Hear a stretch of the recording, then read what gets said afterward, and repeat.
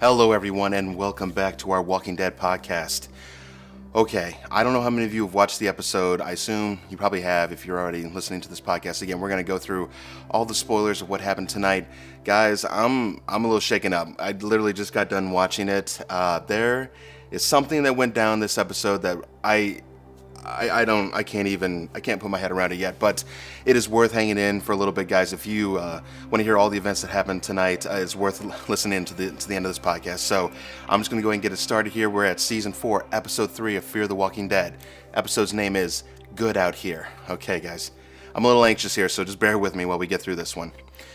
Alright, so we start off with Nick doing the old slash and burn crop routine to try and mend the soil back at the diamond facility.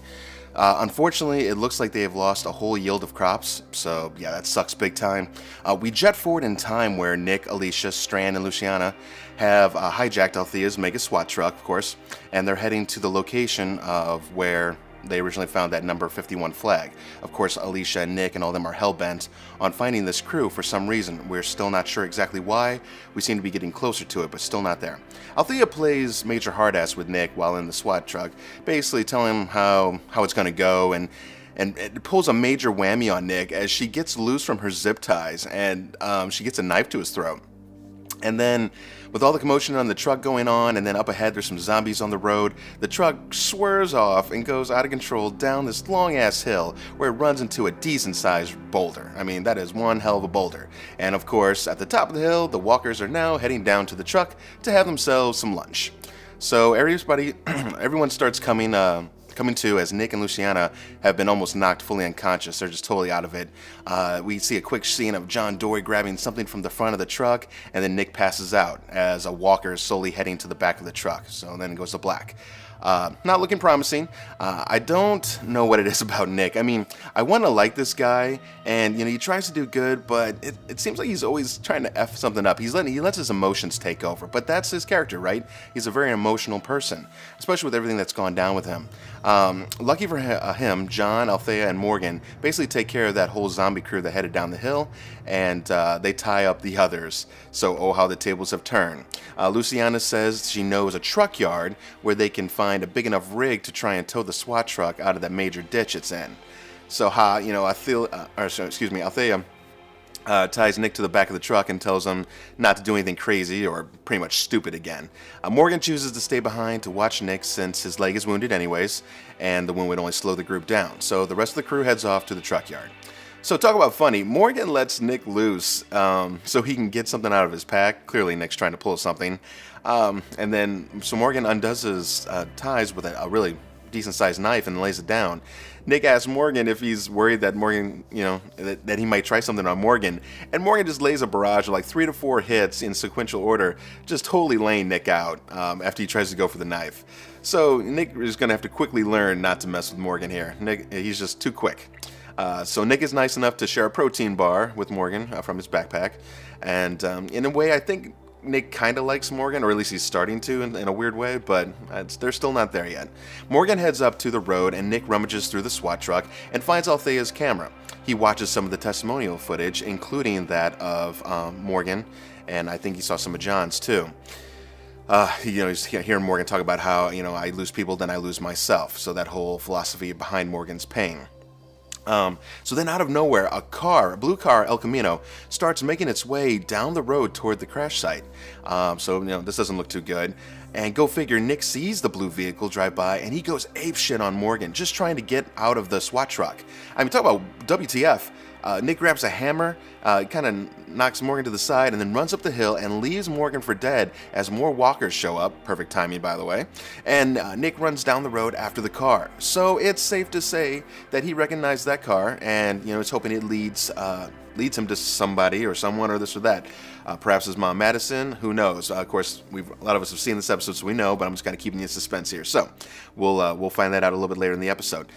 The others make it to the truck yard, and they work on getting one rolling. Strand has an interesting conversation with Althea, trying to understand her motives to why she would want to capture everybody's story, even though no one will probably even get the chance to watch it, which I suppose is a good point. I mean, it kind of feels like a pointless notion. But no doubt, I'm sure some people would have some amazing stories to tell. I mean, this wouldn't be your little standard campfire story about, back when Grandma was alive. I mean, this is like stories of survival and where they've come from. Some maybe even from coast to coast. So anyways, we get back to Nick, follows that El Camino car, and it leads him to a clearing with some blue flowers, right? And we flash back to the Diamond Refuge, and where Madison and Nick decide to take out a truck, I guess to go for supplies and whatnot. Even though Mel and his crazy gang crew are all out there just setting up shop in their front yard. So, as Mel comes up to him, he kind of talks to Madison and Nick for a minute, and then he throws the book back that Luciana had given Charlie. Another flashback to Nick then at the Blue Flowers as he gets ambushed by 3 or so walkers. His hammer gets planted in the head of one of the walkers as it's about to bite him, and then the other walker's about to, lay right into his neck, and then bam, Morgan saves Nick's ass again. Hopefully Nick is getting the point by now. A horn in the background seems to be drawing the walkers out of the forest, which I believe is the SWAT vehicle, if I'm not mistaken. But the two could decide to continue on and keep investigating the area.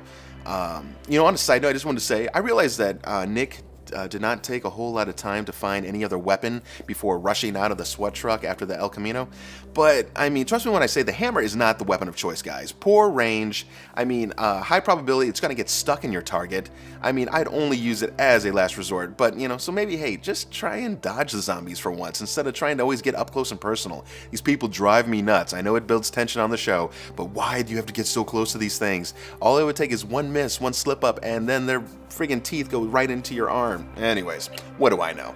So Nick asks Morgan why he helped him. Morgan says he doesn't kill. It looks like he has adopted his whole philosophy back from Eastman. So we flash back to Nick and Madison. They almost find an awesome cache of food, but Mel's group got there first. And I really shouldn't say group. We find out that it was the blue hot rod car that we now saw in the future, right? The one that Nick was pursuing. And it belongs to Mel's brother. So Madison and Nick are too late as Mel's brother's loading up the last of the food. Charlie then appears from the building right next door where they're getting the food from.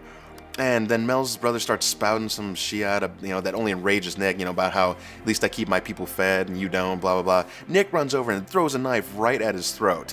I mean, it's been a while since I've probably agreed with something that Nick has done, but I agreed with Nick and I would have totally sliced him. I mean, they're going to be at war with these assholes sooner or later, but Nick lets him live.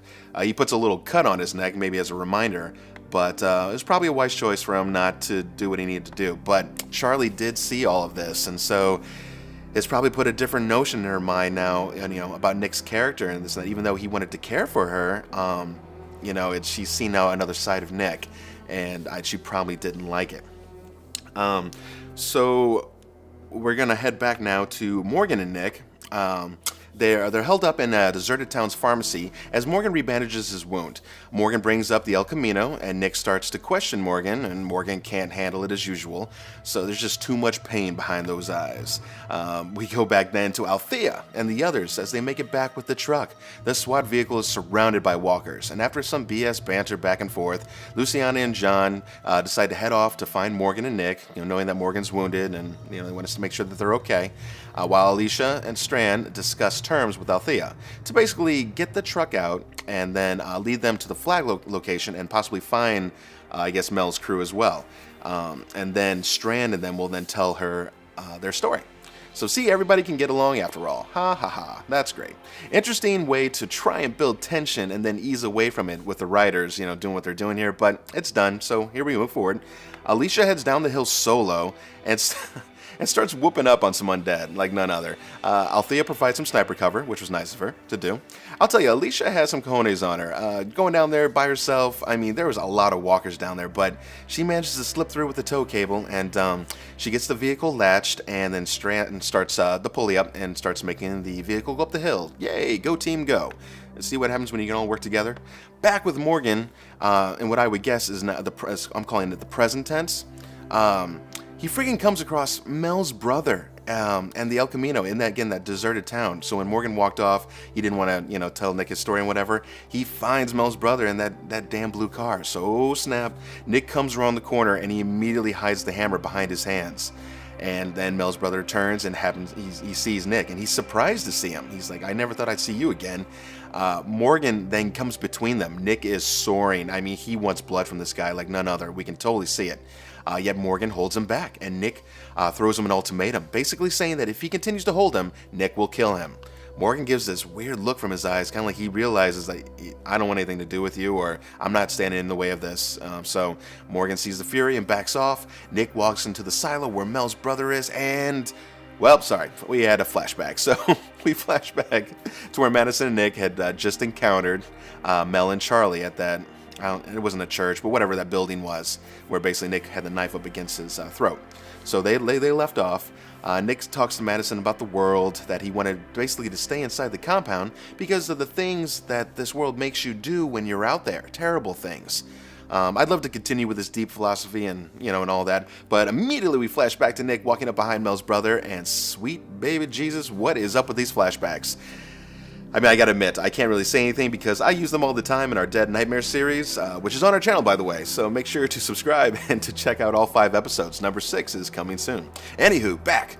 Nick and Mel's brother. Nick attacks with the hammer with all his fury. The two exchange hits going back and forth. Mel's brother attacks back with a knife. It's barely just within reach of Nick's eye as Nick quickly recounters attacks and throws the dude onto some kind of crate or something, but there was some kind of majorly sharp spear type object that totally pierced through Mel's brother's chest, and it's just poking out a little bit and whatnot. So this dude is hurting for certain, and he tells Nick to wait, but Nick does the opposite and pushes the dude farther down onto the spear-like object. I mean, gruesome. Man, I have to say, the look in Nick's eyes, what a great acting on his part, by the way. He just looked like a monster. Even further, a monster who is in complete control of his actions, making Nick a very dangerous person, in my opinion. If it weren't for his good heart, we might see him working for a different type of peeps. Oh, and by the way, Morgan didn't stick around for all this. During the fight, it looks like he had made his way back to the Blue Flower area where Nick encountered those zombies. But then he decided to turn around and head back to the deserted town to catch back up with Nick. We'll hit that back here in just a minute. So Morgan does make it back to Nick. Actually, we'll hit it now. Morgan heads back to Nick at the silo and decides to share some details about his life with Nick. Good of Morgan to open up. Lenny James really does give Morgan a great amount of complexity. Morgan tells Nick about Eastman. He didn't say Eastman, but basically tells him about him and his teachings that all life is precious. He offers Nick his yellow book, and Nick, quickly tells me it's too late. It's too late for me. And Morgan persists and tells Nick that it's worth talking about. We can talk about anything. And I think that really kind of made Nick think about things for a second, because he saw how closed off Morgan was, but now he's willing to share. So there's something there. I guess Morgan has a new pet project called Nick. Perhaps he can save Nick's humanity. I'm still wondering what happened to Madison, though. I don't think good things have happened. But anyways, we see a quick scene with Althea in the back of the SWAT truck. She sees that her safe was open, and she nearly flips her shit as she quickly opens each of the containers that I guess contain all these tape decks that she's been recording all the stories. She wanted to make sure all her tapes were intact because I guess the lock was off the safe. She thought somebody tampered with them. The last container was labeled The Bog, and then it shows that specifically. It didn't show any of the other ones, and then she sighs in relief. I think there's still a lot more complexity to learn about Althea, and I really want to know what's her story. I'm not just buying that, she's just a reporter and just trying to she's been through some stuff, and I really want to know what it's been. So, Nick ends up reading some of the book and actually holds on to it. A good sign. There was also a blue flower in his pocket. So we flashback to Nick and Madison in their truck looking for supplies. Madison spots this field of these blue bonnet flowers. The blue bonnets are the same thing that Nick originally came across when those zombies first attacked him, right? So we're going back between the present and the past. But again, we were seeing this, and then we go back to the present time. Okay, now I gotta slow down for a second, just trying to get through this here, guys. But Nick is sitting, and he's putting the book away and this and that. And holy crap, guys, we hear a gunshot, all right? And Nick, he looks down in not such a good way, and he feels his chest, and there's blood. Camera turns, and it's freaking Charlie with a pistol. She just shot Nick in the chest. And I'm not talking like a simple... This dude is in trouble, big time trouble. Nick collapses and Charlie runs off like a little, I'm gonna hold off. I'm gonna hold it. but it's not looking good. He's bleeding profusely. And I'm just like, are you seriously telling me they're going to kill off Nick this way? This is how it's going to go down. Oh my god, what a horrible scene. Alicia's screaming at him, trying to get him to hold on, and that's it. He's dead. Nick is dead. I literally had a few I wasn't bawling here, but I had tears in my eyes, guys, writing this. I mean, what the hell is going on? I need a second here, because I just can't believe what I just watched here. I am speechless, literally. Even though I wrote some of this, I am still speechless. I'm going back and forth in my head. I don't know. I'm feeling a lot of emotions here. Sadness, anguish, but anger is starting to take over. Anger towards Charlie, this little shit brat that Nick warmed to and wanted to take care of. And furthermore, the writers. WTF, guys? Are you seriously telling me that Nick's character arc was complete? I don't believe so, and this was a mistake. I mean, almost just as big a mistake as them killing off Carl in The Walking Dead. Listen, I do realize characters have to die, and I realize in some of my other reviews I've called Nick as annoying and this and that, but he brings a certain light to it all, and whether it be comedy and some other types of pieces, and also his heart, his great heart for his mom, his sister, and the other people and the things he wants to do. This can't be the end, but I mean, he did. He died right on screen, right there. I am so floored right now at this Charlie girl. I mean, I no doubt I was gonna be floored whoever it was, but seriously. So I don't even know what just happened. So I'd love to hear you guys' comments on this one, people. I have to know what you think about this, because I'm just beside myself. I mean, there's very few characters that I usually get this floored about when they get killed off, but this one is just... I thought this one was just going to be a filler episode. I was even thinking about it while I was writing some notes and so forth. This was not a filler. This was like a major tragedy. I mean, at least in my eyes. I don't know. I guess if you don't like Nick, it's not a tragedy to you. But I even though he was annoying, I did kind of like the guy. I mean, and of course, season 1, episode 3 was on just afterwards on PlayStation View, and it was showing back, when him and his mom and Alicia were playing Monopoly or something like that, just as the apocalypse before it was going down. And I was just like, oh my gosh. So, I mean, seeing his whole travels, everything he's gone through, and this is it. So I'm not even going to hawk up any more of my channel on this video. Just let me know what you think about it in the comments, and I guess I'll talk to you peeps next week, and hopefully we can find out more about what happened to the Diamond Colony and what led Nick and the others to this future point in time. So that's it, guys. This is Z-Man talking at you. I'll catch you next week. See ya.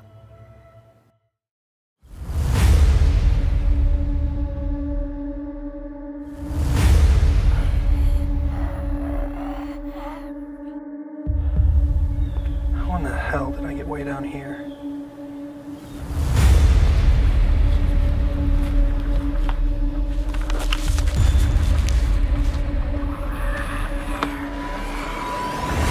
We're gonna get to your friends. We better do it now. We got company.